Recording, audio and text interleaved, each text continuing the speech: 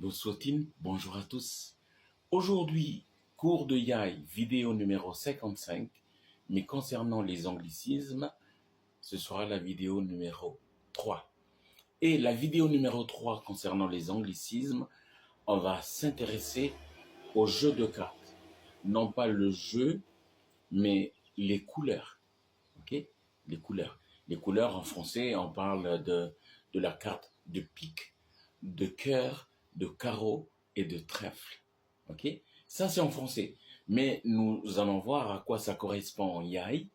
Mais nous rappelons que les jeux de cartes, enfin que les cartes ont été importées d'ailleurs, et ça a été importé par des gens qui parlent anglais. Et c'est pour ça que nous avons ces anglicismes-là. Donc on rappelle encore que les anglicismes, ce sont des mots anglais qui ont été adoptés dans une langue telle que le yai, ok, avec peut-être une prononciation légèrement différente, mais les vieux à l'époque avaient quand même essayé d'être fidèles à la prononciation anglaise. Ok, et on commence par le mot sipage. Sipage. Alors le mot sipage vient du mot spade. Spade. Au Royaume-Uni, c'est-à-dire en Angleterre, en Écosse, tout ça, eh bien on dit spade. Il y a une légère diphtongue, on dit a. Par contre, la prononciation aux États-Unis, donc en Amérique, aux États-Unis, on dit spade, spade, ok? Donc le et il devient lent, on dit spade. Il n'y a pas trop de diphtongue, alors qu'au Royaume-Uni on trouve le mot spade. Et donc on sait que ça vient pas des États-Unis, mais ça vient du Royaume-Uni, ça vient d'Angleterre exactement, ok? Donc sipage vient du mot spade. Ensuite nous passons à la couleur hatch. Hatch en yai, ça vient du mot heart. Heart. Yai. Hatch en anglais. Heart. Ok? Ça désigne aussi le cœur, hein, le cœur que nous avons. Ensuite, nous avons le mot Jaimen. Jaimen. Alors, Jaimen, ça vient du mot diamond. Diamond. Parfois, on rajoute une petite diphtongue encore. On dit diamond. Ok? Pour certains. Mais en fait, c'est diamond. Jaimen, diamond. Donc, la couleur carreau. Ok? Et ensuite, la dernière couleur, kalap. Kalap qui vient du mot club. Vous voyez un petit peu la distance entre club en anglais et kalap en yai. Les gens ont quand même essayé de rester fidèles à la prononciation club, mais comme ils ont du mal à prononcer club, ils ont dit kalap. Ok?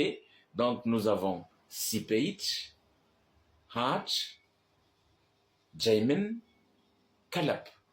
Et le cinquième anglicisme, parce qu'il y a toujours 5 mots quand on fait nos vidéos, il y a le mot chum. Vous voyez, quand on joue l'atout, quand on joue à la belote par exemple, eh bien, on distribue les cartes et à la fin, mon chum, tu tournes la couleur.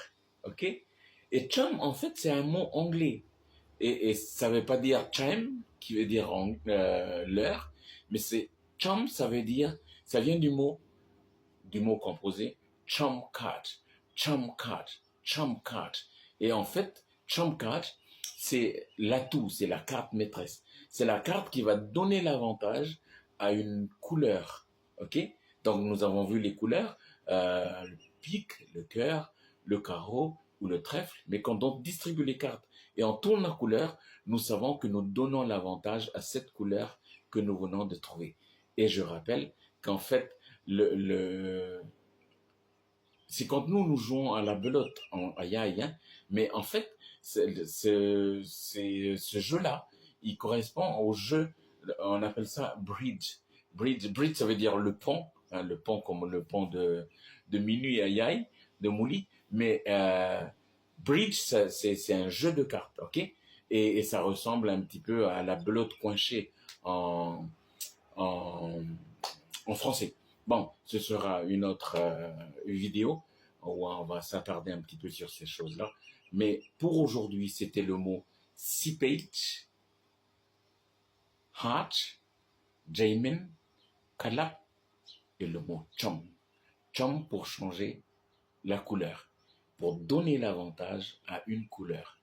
Et nous rappelons qu'à la belote, par exemple, quand on joue le cham, et quand on joue la carte valet, ok, eh bien c'est la carte là, qui est la plus puissante parmi les cartes du cham, parmi les cartes de la couleur.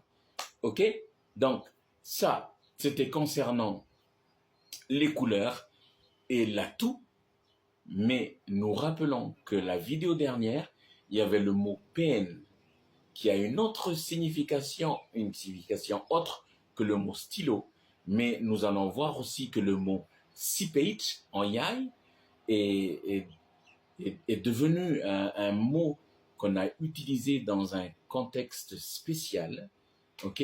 Un contexte spécial. Vous voyez jusqu'où va l'adoption du mot et vous allez voir que nous, vous voyez, on revendique la Kanaki, mais on est très français parce qu'on est très râleur, mais on est très anglais aussi parce que nous avons des petites histoires qui ont forgé un petit peu notre caractère et notre personnalité en Yai, parce que nous avons été influencés par les Anglais, mais aussi par les Français, mais aussi par nos frères de l'Océanie, de la Polynésie, d'où le faga ouvert en Yai. Voilà, voilà également.